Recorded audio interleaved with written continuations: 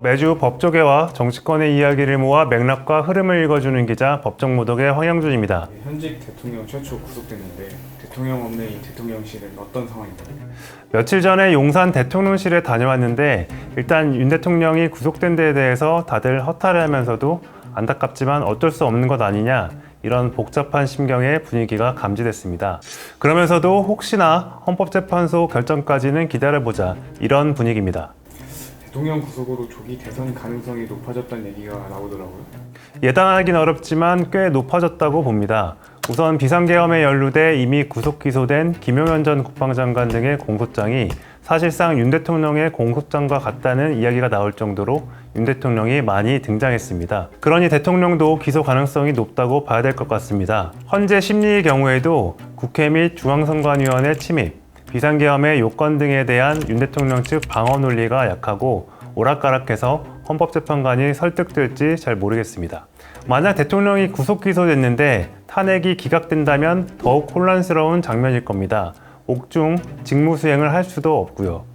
국민의힘 의원들이 대통령을 버릴 수 있을까요?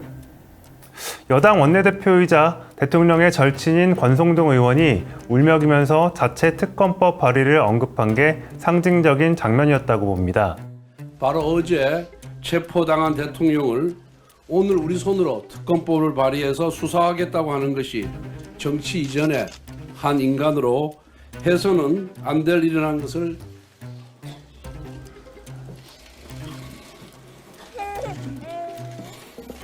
지금은 대통령이 구속됐고 어차피 기소될 건데 특검법이 필요하냐는 회의적인 분위기도 있는 것 같습니다만 어쨌든 당의 출구 전략도 필요하다는 판단 같습니다. 대통령 체포 과정 때 당 차원에서 한남동 관저 앞으로 우르르 몰려간 것은 아니었지만 의원들을 막은 것도 아니었습니다. 향후 대선 국면까지 생각하면 대통령과 너무 거리를 둘 수도 너무 가까이 할 수도 없는 불가원 불가근의 딜레마 상태인 거죠. 네, 그런데 국민의힘은 대통령을 지키면서 지지율이 더 오른 것 아닌가요? 지난주 한국갤럽 여론조사에서 국민의힘과 민주당 지지율이 역전됐습니다. 국민의힘 지지율이 민주당보다 높아진 건 5개월 만인데요. 박근혜 전 대통령 탄핵 때와 다른 모습입니다. 그땐 당 지지율과 당 결속이 모두 무너졌고 차기 대선을 제대로 준비할 시간도 없었습니다. 하지만 지금은 다릅니다. 오르는 지지율과 적은 내부 균열로 당 주류를 중심으로 결집하는 모양새입니다. 수사의 부당성은 주장하지만 계엄에는 동조하지 않는, 대통령과 선을 유지하면서 지지층 결집을 바탕으로 다음을 준비하겠다는 판단 같습니다. 두 번째라 그런가요? 첫 탄핵 국면 때보다 여당이 진화한 느낌입니다. 여당 입장에선 박 전 대통령과 다른 윤 대통령의 대응이 시간을 벌어준 셈입니다. 정권 재창출을 부탁한다는 말도 대통령에 대한 배신이냐 아니냐는 논란까지 덜어준 셈입니다. 무엇보다 이런 전략을 쓸 수 있는 건 이재명 민주당 대표 영향이 큽니다. 정권 교체를 바라는 여론은 48%인데 이 대표의 차기 지도자 선호도는 31%입니다. 1001명 중 36%가 지지할 후보를 정하지 못했고 중도층 성향에선 44%가 의견을 유보했습니다. 여당 입장에선 아직 끝난 경기가 아닐 수 있다는 거죠. 물론 극렬 지지층의 사법부 공격이 얼마만큼 부정적 영향을 미칠지는 여당이 감당해야 할 것으로 보입니다. 어쨌든 여당에서도 대선에 나가려는 눈치 싸움이 이제 슬슬 시작되는 것 같아요. 이미 조기 대선이 열린다면 출마하겠다고 밝힌 사람도 있습니다. 현재 결정이 언제 나올진 모르겠습니다만 심리의 속도를 내고 있고 민주당 박지원 의원 같은 경우엔 2월 말 결정이 나올 수도 있다는 전망도 내놨습니다. 그래서 제 감으로는 2월 28일 날이 금요일이에요. 네. 그렇기 때문에 저는 그날 파면 하는 방맹이가 칠 것 같아요. 파면이 결정되면 60일 이내에 선거를 해야 하니 현실적으로 시간이 많은 건 아닙니다. 그러면 여당의 유력 주자는 누가 될까요? 요즘 여당 측 차기 지도자감으로 여론조사에서 오르는 사람은 김문수 고용노동부 장관, 홍준표 대구시장, 한동훈 전 대표, 오세훈 서울시장 등입니다. 범보수로 꼽으면 이준석 개혁신당 의원도 있죠. 아직 누가 유력하다고 보기는 어려운 상황입니다만 조기 대선 가능성이 있는 만큼 저희 법정모독에서 미리 주자들의 면면을 살펴보려고 합니다. 네, 어떤 인물들을 눈여겨보면 될까요? 대선 후보하면 떠오르는 대표적인 여당 인물은 홍준표 대구시장과 안철수 의원입니다. 둘 다 2017년, 2022년 등 경선을 포함해 3번씩 대선 출마한 경험이 있습니다. 홍 시장은 대놓고 장이 섰는데 안 나가냐라고 말할 정도였죠. 조기 대선 상황 오면 나가야지. 장이 섰는데 장돌배기가 장이 안 갑니까? 원내에 있는 유승민 전 의원이나 자명 중인 한동훈 전 대표는 반 이재명 정서를 바탕으로 중도층을 끌어올 수 있는 후보군으로 꼽힙니다. 오세훈 시장도 오랜 시간 준비를 한 차기 주자로 평가를 받습니다. 여당은 아니지만 젊은 층 지지를 받는 이준석 의원, 최근 여론조사에서 보수층의 다크호스로 떠오른 김문수 고용노동부 장관도 있습니다. 좋은 대통령감이란 뭘로 알 수 있는 걸까요?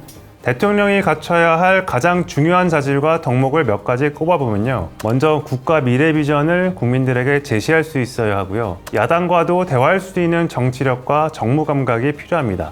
행정부 수반인 만큼 행정 경험과 국정 운영 능력, 그리고 갈라진 진영을 한데 모을 수 있는 국민 통합력도 필요하다고 생각합니다. 여당을 부하로 보지 않으면서 야당은 적군으로 보지 않는 그런 국회를 존중하는 태도, 사실 국회의원 경험이 없었던 윤 대통령이 그 한계를 잘 보여줬던 것 같습니다. 아무래도 국회 경험이 있으면 의회와의 관계에서 보다 유연한 대처가 가능하다고 보고요. 정계에 입문한 지 30년 가까이 된 홍준표 시장이나 여야 두루 경험을 갖춘 4선의 안철수 의원, 협치가 살아있을 때 국회를 경험했던 유승민 전 의원이 좀 더 유리하지 않을까 싶은데요. 김문수 장관도 3선 국회의원, 경기지사를 2번 했지만 강성 보수로 꼽히는 만큼 협치보다는 각을 세울 가능성이 높아 보입니다.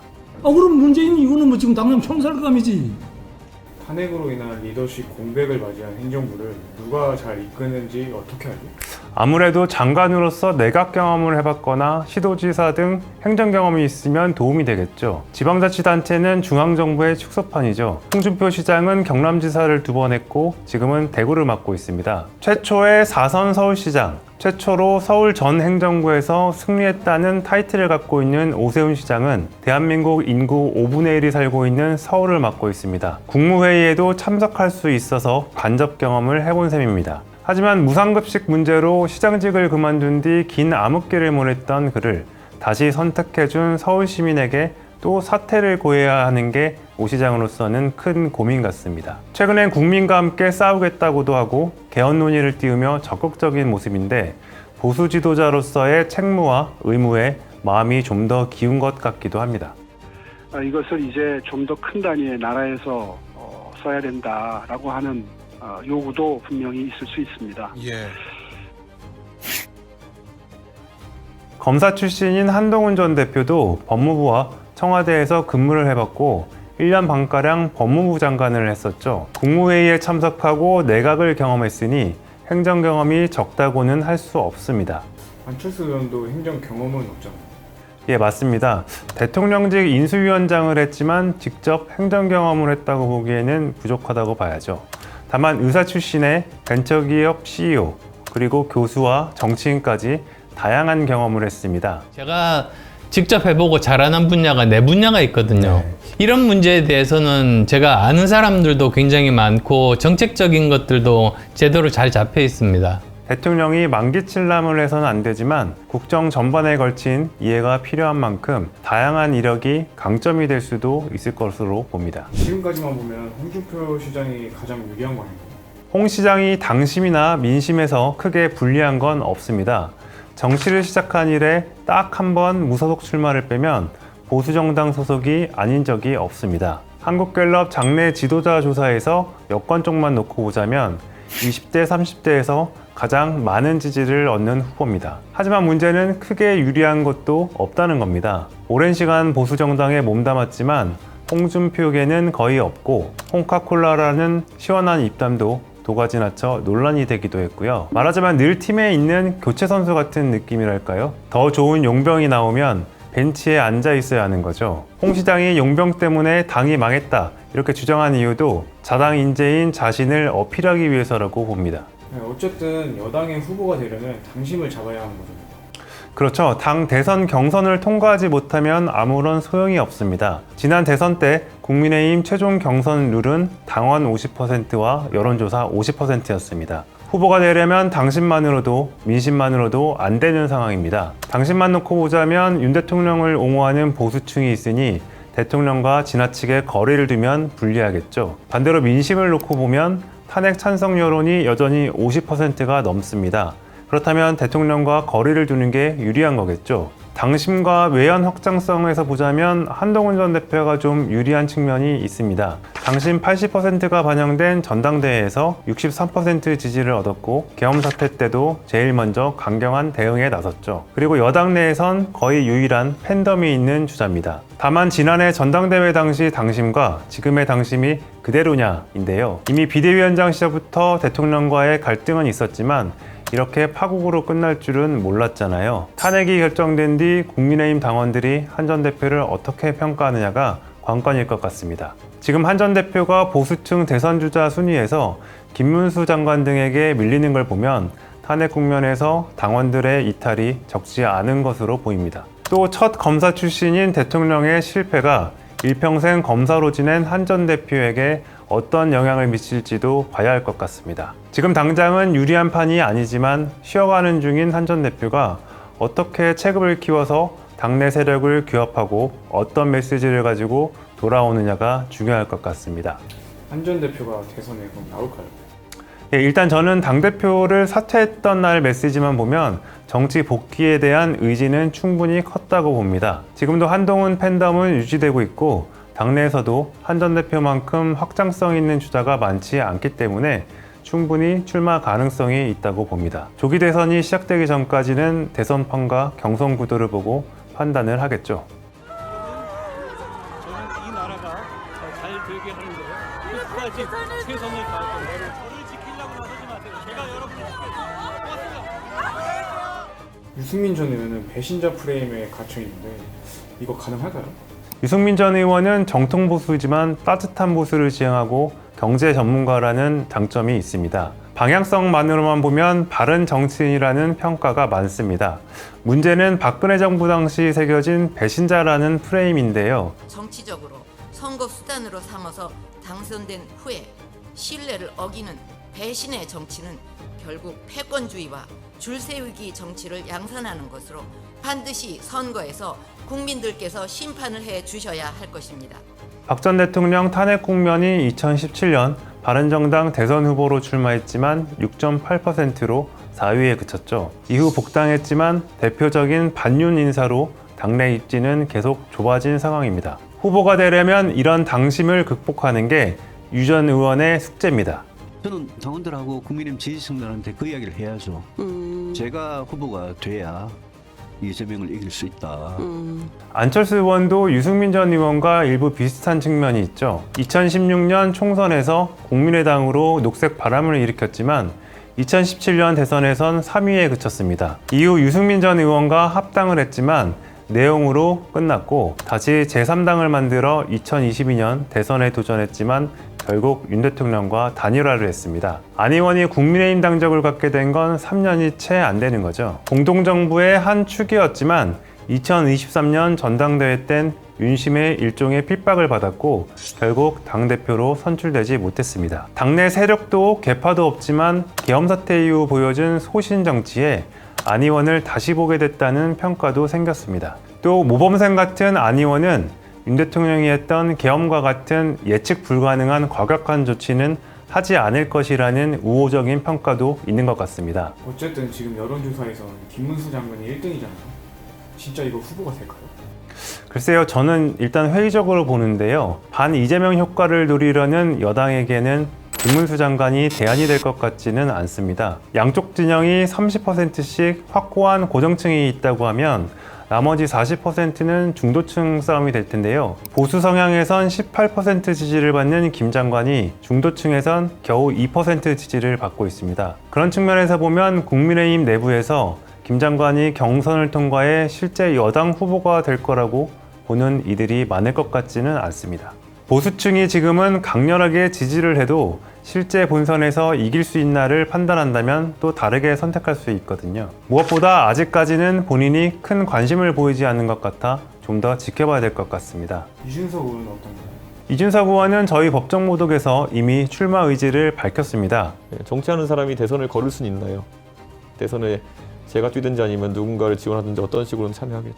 일단 85년생인 이준석 의원이 대선에 나가려면 탄핵이 3월 31일 이후에 결정돼야 합니다. 대선 출마 자격은 만 40세가 넘어야 되거든요. 이 의원은 초선이지만 여당 대표도 해봤고 대선 지방선거도 이끌었던 경험이 있죠. 지난 총선에서는 거대 양당 후보를 제치고 42% 득표로 당선됐고요. 다만 이준석 의원에게는 늘 따라붙는 싸가지 없음이라는 꼬리표를 어떻게 타파할지가 숙제일 수도 있습니다. 무엇보다 여당과 단일화를 하지 않는다면 개혁신당의 조직력으로 거대 양당과 싸울 수 있을지가 관건인데요. 그 점에선 일각에서 나오고 있는 보수 내 분당 가능성에 주목할 필요는 있어 보입니다. 개혁보수, 합리적인 보수인 한동훈, 유승민, 이준석, 안철수 등 이렇게 모여서 제3당을 만든다면 다른 국면이 펼쳐질 수 있겠죠. 지금 여론조사에서 숨겨져 있는 게 무당층, 이른바 중도층이거든요. 만약 개혁신당 등 중도 세력이 힘을 합치고 이런 후보들이 단일화를 해서 국민적 관심을 모은다면 양당 지지층이 모여서 50% 이상을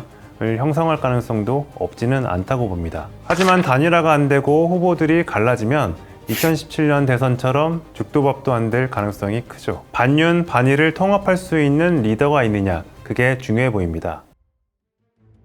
대통령 구하기에 제일 열심인 윤상현 의원이나 나경원 의원이요? 윤상현 의원이 최근 윤 대통령의 호위무사로 나서면서 대선에 나가려고 하는 것 아니냐 이런 이야기가 파다합니다. 나경원 의원 역시 강경노 손으로 튼 배경이 뭐냐를 두고 여러 가지 해석이 나오고 있습니다. 윤상현 의원은 5선 의원이지만 당내 지지 기반은 얕은 편입니다. 일각에선 윤 의원의 행보를 이번 사태를 계기로 강성 보수를 지지 기반으로 삼으려는 것 아니냐 이렇게 해석합니다. 하지만 이번 조기 대선은 중도층 싸움일 가능성이 높고 무엇보다 명태균 씨 의혹과 얽힌 상황이라 쉽지는 않아 보입니다. 명태균 의혹이 변수가 될 수도 있을까요?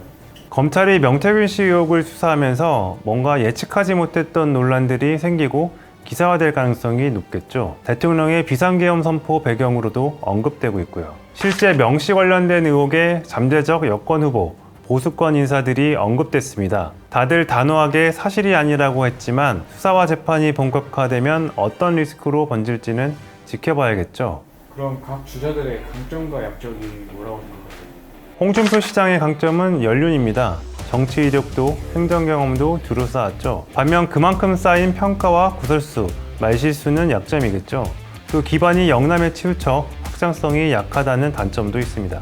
오세훈 시장의 강점은 인지도와 행정 경험이겠죠. 또 오세훈법 추진 등 개혁적인 이미지와 시그니처 같은 약자와의 동행, 이런 정책으로 보수 색채가 덜합니다. 다만 약한 당내 입지나 강력한 리더십이 보이지 않는다는 게 단점으로 꼽힙니다. 안철수 의원의 강점은 중용입니다.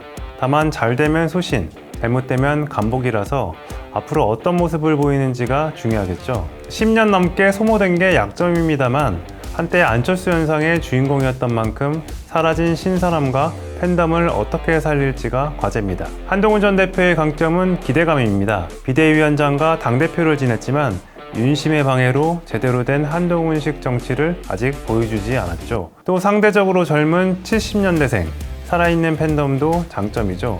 다만 윤석열 정부 황태자이자 배신자라는 양면의 이미지가 약점으로 꼽힐 것 같습니다. 유승민 전 의원의 강점은 경제와 개혁입니다. 경제 전문가라는 이력과 박근혜, 윤석열 대통령에게도 들었던 반기가 중도층의 호감을 살 수도 있겠죠. 하지만 보수이면서 보수에게 지지를 받지 못하고 원조 배신자라는 이미지도 큰 약점으로 꼽힙니다. 개혁신당 이준석 의원의 강점은 팩이죠. 젊음이 무기이자 전략인 이 의원은 2030 청년층의 폭넓은 지지를 받고 있고 10년 동안 보여준 신동 같은 정치 감각도 장점으로 꼽힙니다. 하지만 소위 말하는 싸가지 없음과 노예한 정치 이미지는 약점입니다. 민주당에서 이재명 대표가 최종 후보로 선출될지에 따라 어느 여권 후보가 유리할지 달라질 수 있겠죠. 그래서 누가 가장 유력하다고 한 명을 꼽기는 쉽지 않아 보입니다. 하지만 현재 구도에서 가능성만 보면 오세훈 시장과 한동훈 전 대표, 안철수 의원 이렇게 세 사람을 1, 2, 3위로 꼽아보겠습니다. 그럼 혹시 더 지켜봐야 할 후보가 있을까요? 나경원 의원이나 원희룡 전 국토교통부 장관도 잠재적인 후보군입니다. 나 의원은 원조 국민의힘 출신 여성 의원 중 최다선이죠. 인지도와 명성이 높고 당에서도 원내대표 등 중책을 맡았지만 정작 한방이 약하다는 평가가 있습니다. 지금 구도라면 이재명 대표와 맞짱을 떠야 되는데 과연 맞설 수 있는 후보냐? 이런 회의적인 반응도 있습니다. 원희룡 전 장관은 윤석열 정부에서 큰 지지를 받았죠. 이재명의 대항마, 한동훈의 대항마로 윤심의 지원을 받았지만 결과는 모두 실패였습니다. 그러다 보니 암중무색에 주목받지 못하고 잊혀진 측면이 있죠. 하지만 요즘 다시 윤 대통령을 지지하면서 활동에 나서고 있습니다. 여당의 최종 후보가 돼 민심을 다투는 걸 차치한다면 당심을 건 싸움에는 윤석열 의원이나 나경원 의원, 원희룡 전 장관이 일부 유리할 수도 있다고 봅니다. 그럼 이제 마지막으로 무독화되면요? 국민의힘과 민주당의 정당 지지율 역전을 두고 대선에 어떤 영향을 미칠 것인지 전망이 엇갈리고 있습니다. 특정 후보를 지지하지 않는 유보층이 40% 가까이 되는 것 역시 대선의 셈법을 복잡하게 하죠. 그러나 분명한 건 조기 대선이 열린다면 직접적인 원인 제공은 윤석열 대통령이었다는 사실을 국민의힘이 잊으면 안 됩니다. 강경 보수에 잘한다는 칭찬에 도취되고 불법 주장에 무조건 동조하고 사법 시스템을 흔드는데 동의하면 역전과 이변은 쉽지 않을 겁니다. 조기 대선의 책임을 느끼면서 정권 교체에 가까운 쇄신을 약속하고 민주당보다 더 나은 미래 비전을 제시해야만 집권 연장이 가능할 겁니다. 오늘의 법정 모독은 여기까지입니다. 더 많은 모독 이야기 듣고 싶으시다면 좋아요, 댓글, 구독, 알림 설정 부탁드립니다. 감사합니다.